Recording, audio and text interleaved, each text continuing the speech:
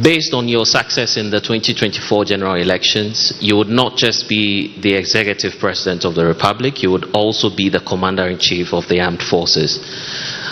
Your Excellency, there's a professor, Kwesi Enin, who's enjoying support from Imani Africa. They are in court asking the Supreme Court to enforce their interpretation of Article 202 of the Constitution, which will bar any new president from appointing new chiefs for the security agencies, including the IGP. You have a test case if you get to win the elections, which would mean that you have an IGP which is somewhere, who has an age range of 53.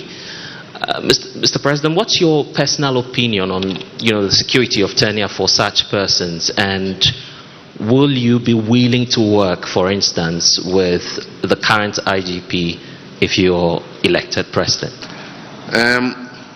I'm aware of the case in court, and I don't want to comment on it in order that I'm not in contempt of court. But I would say that the security services are different from the public services. And that is why the head of the security services is called the commander-in-chief. Security rules and ethics are different from what we have in the public services. And so if you are a commander-in-chief and you cannot even change your guard, then change the commander-in-chief title.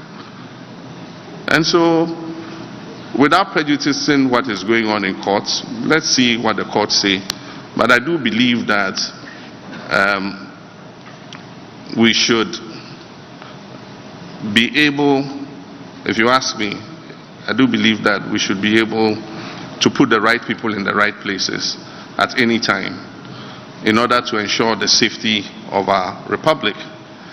If you do happen to have a security chief who is not effective, and because we pass a judgment that the president cannot touch him, it affects the safety of the citizens. And when it comes to safety of the citizens, it is something that we must take seriously. If a public servant makes a mistake, the consequences are not immediate.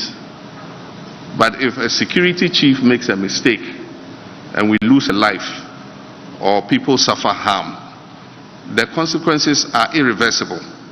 And so we must look at everything that goes with it. But let's leave it to the wisdom of the courts to make a decision, and then we'll decide how we all go forward.